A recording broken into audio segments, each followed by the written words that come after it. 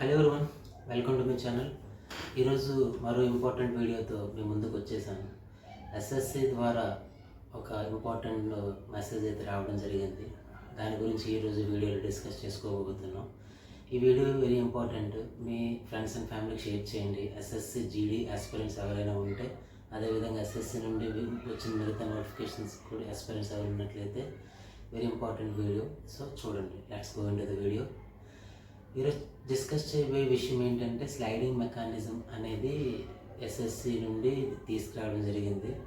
ఇది ఏ విధంగా యూజ్ అవుతుంది? ఇందులో first one fix and float అని రెండు ఉన్నాయి. ఇవి ఏ విధంగా యూజ్ అవుతాయి అనేది ఈరోజు మనం మాట్లాడుకోబోతున్నాం వీడియోలో. సో ఎస్ఎస్సి జీడీ కానిస్టేబుల్కి అప్లై చేసినప్పుడు కానీ, అదేవిధంగా మిగతా నోటిఫికేషన్స్ ఎస్ఎస్సి ద్వారా వచ్చిన వాళ్ళకి అప్లై చేసినప్పుడు మనం పోస్ట్ ప్రిఫరెన్స్ పెట్టడం జరుగుతుంది. ఫర్ ఎగ్జాంపుల్, ఇప్పుడు ఎస్ఎస్సి జీడీ ఆన్గోయింగ్ నడుస్తుంది కాబట్టి ఆల్రెడీ ఎస్ఎస్సి జీడీలో CRPF, CISF, SSB, CRPF and Assam rifle ఉండడం జరిగింది కదా. ఇది మనం పోస్ట్ ప్రిఫరెన్స్ పెట్టుకున్నప్పుడు 1, 2, 3, 4, 5 అని పెడతాం కదా. టాప్లో మీకు ఏది ఇష్టమైతే అది పెడతారు. సో ఈ స్లైడింగ్ మెకానిజం లేనప్పుడు ఎవరైతే క్వాలిఫైడ్ క్యాండిడేట్స్ ఉన్నారో, టాప్ ర్యాంక్ చేసిన వాళ్ళకి నచ్చిన ప్రిఫరెన్స్ ప్రకారం వాళ్ళు జాబ్ రావడం జరుగుతుంది.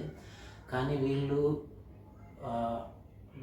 డాక్యుమెంట్ వెరిఫికేషన్కి వెళ్ళకుండా ఉండడం, సో దీనికంటే బెటర్గా వేరే జాబ్ రావడం వల్ల దీన్ని వీళ్ళు స్కిప్ చేయడం జరుగుతుంది. ఆ పోస్ట్ అనేది అలానే ఎంటీగా ఉండడం జరుగుతుంది. దాన్ని బ్యాక్లాగ్ పోస్ట్గా నెక్స్ట్ రిక్రూట్మెంట్లో తీయడం జరుగుతుంది. సో దాని నుంచి సేవ్ చేయడానికి 100% అందరికీ నోటిఫికేషన్ ద్వారా అందరికీ జాబ్ వచ్చే విధంగా ఈ స్లైడింగ్ మెకానిజం అనేది ఉపయోగపడుతుంది.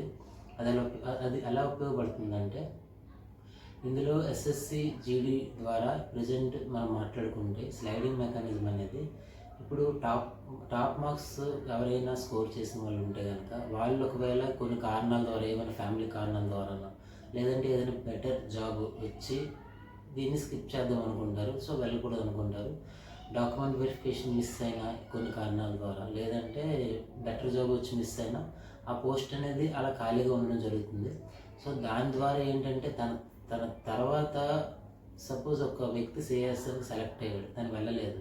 సో తర్వాత ఇంకొక వ్యక్తి సిఆర్పిఎఫ్, తను ఫస్ట్ ప్రిఫరెన్స్ సిఐఎస్ఎఫ్, కానీ సిఐఎస్ఎఫ్కి తగిన మార్క్ తనకు రానందున సిఆర్పిఎఫ్ రావడం జరిగింది. ఇప్పుడు స్లైడింగ్ మెకానిజం ద్వారా సిఐఎస్ఎఫ్ సెలెక్ట్ అయిన మొదటి వ్యక్తి వెళ్ళట్లేదు కాబట్టి ఆ పోస్ట్ ఖాళీ అయింది కదా. ఆ పోస్ట్లో ఇప్పుడు బి అనే వ్యక్తి సిఆర్పిఎఫ్ పెట్టాడు కదా. ఈ సిఆర్పిఎఫ్ ద్వారా అతను ప్రమోట్ అవుతాడు, సరే అప్గ్రేడ్ అవుతాడు, పోస్ట్ అప్గ్రేడేషన్ అవుతుంది ఇందులో. అది స్లైడింగ్ మెకానిజం ఉపయోగపడుతుంది.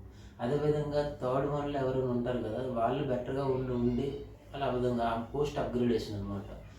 ఇందులో ఇంకోటి ఉంది ఫిక్స్ అండ్ ఫ్లోట్ అని. ఇది ఏ విధంగా ఉపయోగపడుతుందంటే, ప్రజెంట్ నోటిఫికేషన్ ఎస్ఎస్సి జీడీ వీళ్ళు ఎవరైతే రిటన్ టెస్ట్ అవుతుంది, దాని ద్వారా ఫిజికల్ టెస్ట్ అవుతుంది, డాక్యుమెంట్ వెరిఫికేషన్కి కంప్లీట్ అయిన తర్వాత ఐడెంటిటీ వెరిఫికేషన్ అనేది చేయడం జరుగుతుంది. దానికోసమని వీళ్ళు సెలెక్ట్ అయిన క్యాండిడేట్స్ అయితే ఎవరున్నారో వాళ్ళు డివిజనల్ ఆఫీస్కి వెళ్ళి అక్కడ వీళ్ళు ఫిక్స్ అండ్ ఫ్లోట్ అని 2 ఆప్షన్స్ ఉంటాయి. లేదు నేను ఫిక్స్ అని ఏంటంటే, మీరు అప్లికేషన్లో అప్లై చేసినప్పుడు ప్రిఫరెన్స్ పెడతారు కదా, అందులో మీరు పెట్టే ఫస్ట్ ప్రిఫరెన్స్ ఏది ఉందో ఫిక్స్ అని పెడితే కనుక మీకు అప్గ్రేడేషన్, ఈ స్లైడ్ మెకానిజం అనేది మీకు వర్తించదు. ఫిక్స్ అని పెడితే కనుక మీకు టాప్ మార్క్స్ వచ్చినా సరే మీకు అనేది అదే రావడం జరుగుతుంది. మీరు ఫస్ట్ ప్రిఫరెన్స్ పెట్టారు కదా, అదే రావడం జరుగుతుంది. ఫిక్స్ కనుక మీరు చూస్ చేసుకున్నట్లయితే, అదే ఫ్లోట్ చూస్ చేసుకున్నట్లయితే కనుక మీకు అప్గ్రేడేషన్ వస్తుంది. మీ మార్కులు తగినట్టుగా మీ ముందు వాళ్ళు ఎవరైనా సరే ఈ వెరిఫికేషన్ కానీ, అదేవిధంగా జాయినింగ్ కానీ వెళ్ళకపోతే వాళ్ళ స్థానంలో మీరు వెళ్ళడం జరుగుతుంది.